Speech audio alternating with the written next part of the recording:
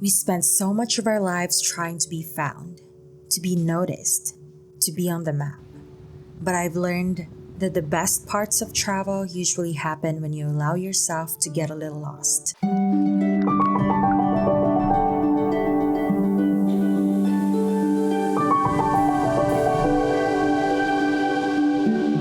Hey friends! Welcome back to Eastern Samar Part 2. If you missed the stillness of days 1 and 2, I've linked Part 1 right here.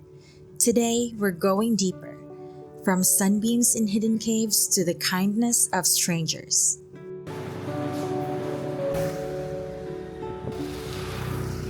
I decided to venture further south to Guiuan. It's the tip of the peninsula, facing the open Pacific.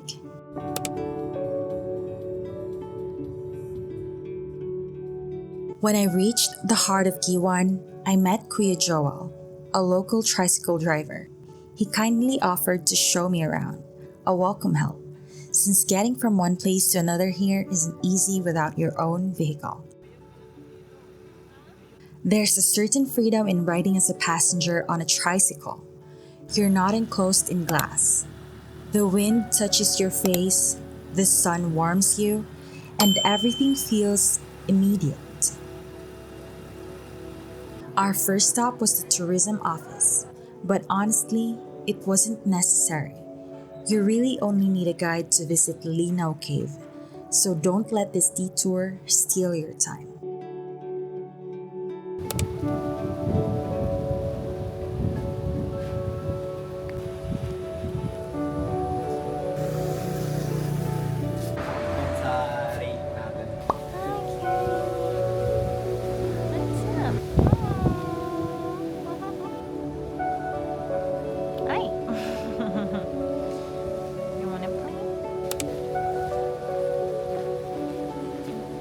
It's a quiet 15-minute walk to the cave, shaded by trees and cooled by the breeze.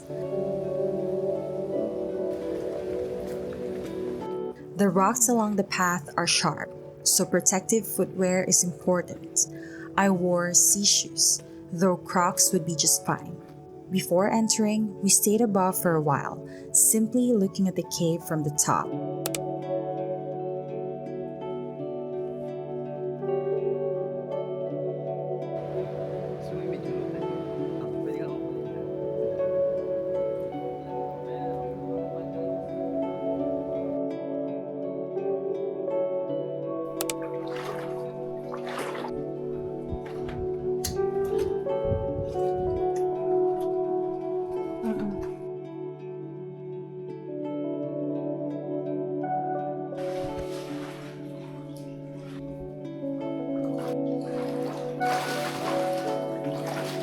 Caves usually make me feel claustrophobic.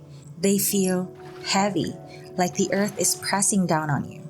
But Linao is different.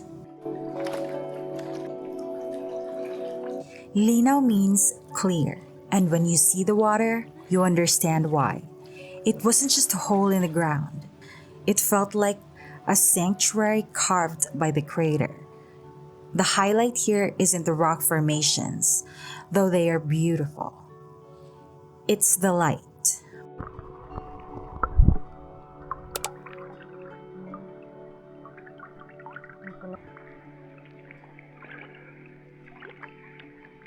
I swam towards it. The water was cold, a sharp, waking shock compared to the humid air outside. Floating there, looking up at the jungle framing the skylight, I felt held by the earth. They have a 1-hour limit there to protect the ecosystem and manage the crowd. At first, I felt rushed.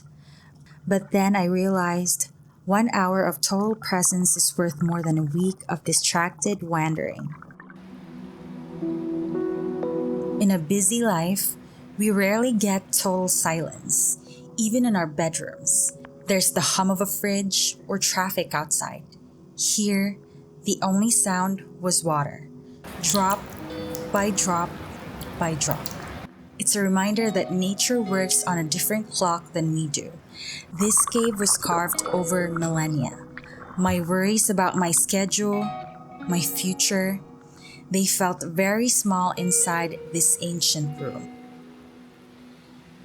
From the quiet of the cave, we moved to the quiet of faith. We headed to Sulangan Church.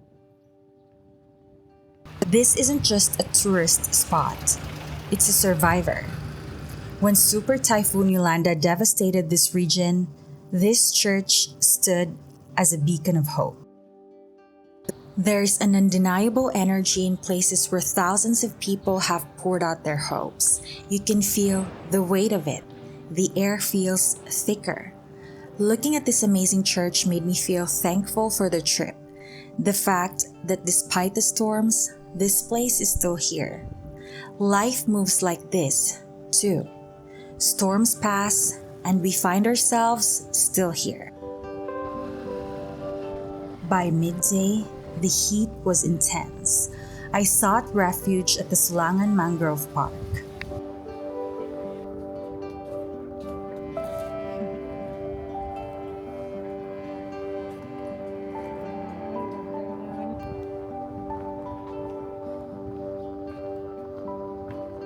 Wow.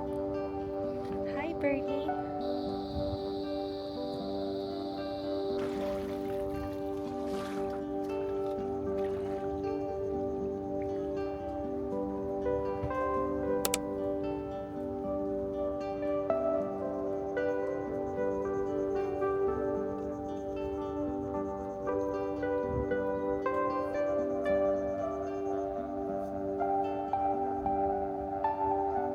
I stopped here for the spot, but decided to have lunch instead. I had a mango shake that tasted like pure sunshine. I realized I was doing exactly what I did on day 2, eating alone by the water, but the feeling hasn't gotten old. Hi, cuties. Lovelies.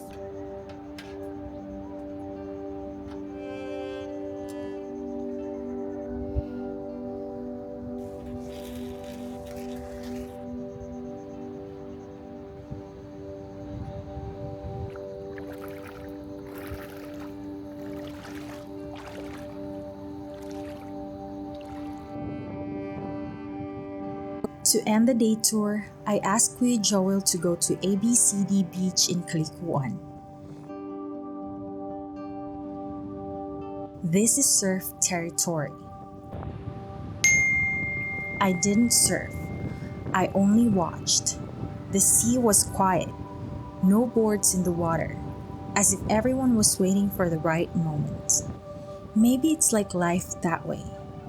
You wait, you stay present, and when the moment comes, you're ready to move with it.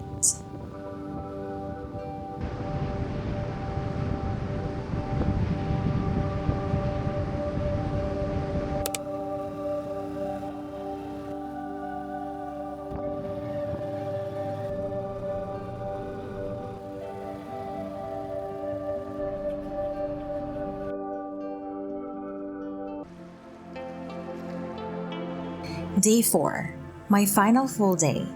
I was back in Hernani, and I realized I hadn't truly explored the local flavors yet, so I went to Nhad's Eatery.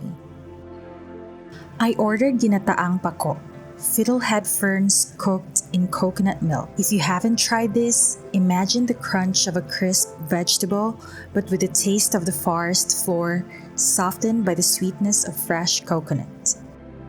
Fueled by coconut milk, I followed a photo on a wall. Bura Beach, unmarked, quiet, and calling. So I went. Finding it was a project. The path wasn't paved. It was overgrown. At one point, I thought I should just turn back. But then, the trees broke, and there it was. This wasn't a manicured resort beach. It was wild, untouched. The sand remained undisturbed, while rock formations rested along the shore, with greens thriving above them.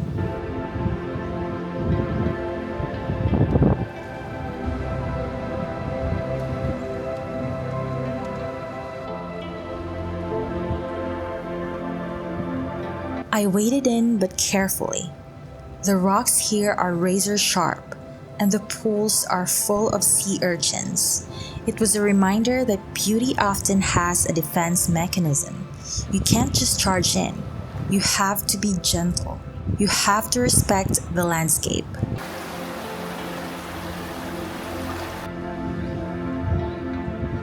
I spent the rest of the morning drifting into early afternoon, moving through rock pools, watching the waves breathe against the shore, swimming in small pockets of water as tiny creatures quietly scattered.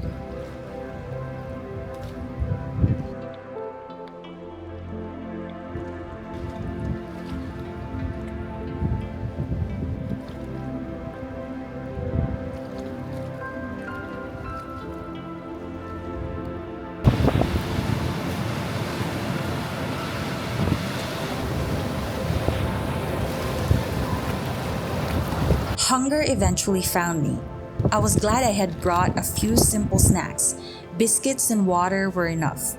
My meal was modest, but the view was everything I needed.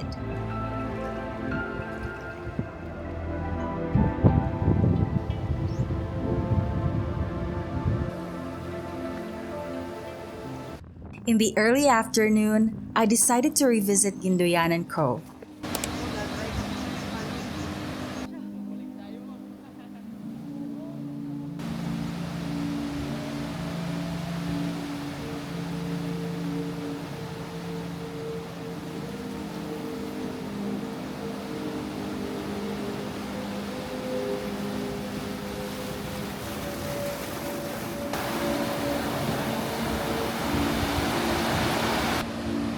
I wanted to see if I could go a little closer, hoping the tide would be low.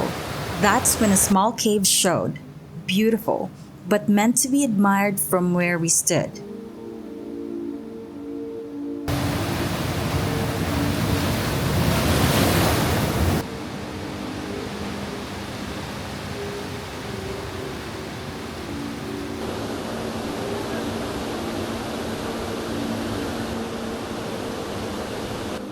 I tried to be brave for a moment, but the waves had other plans.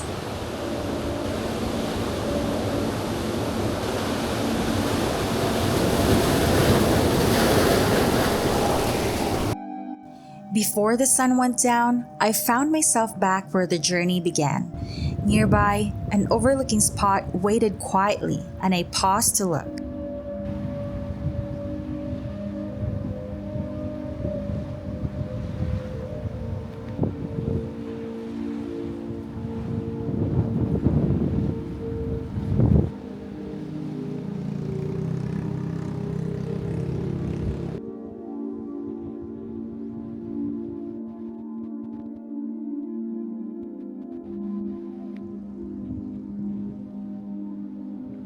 I saved the last hours for myself. I've always loved quiet solitude.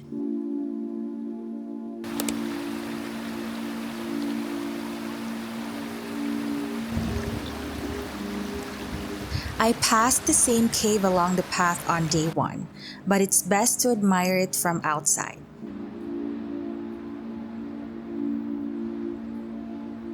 Panglaw Beach stretched quietly before me. With the tide low, I didn't swim, just sat and let the beauty settle.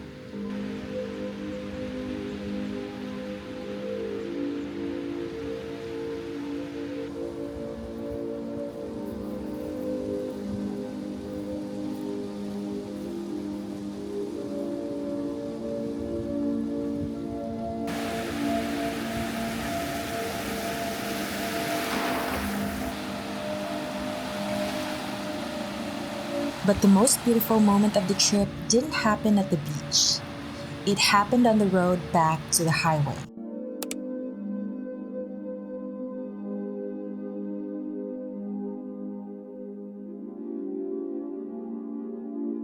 That moment stuck with me more than the caves or the sunsets. It was a reminder that the world is generally full of good people, if you slow down enough to meet them. 4 days alone in Eastern Samar. I came here looking for silence. I found it, but I also found a richness I didn't expect. I found it in the roar of the Pacific, the taste of wild ferns, the light in a dark cave, and the generosity of a stranger who didn't want my money, just my happiness. Slow travel isn't about doing nothing.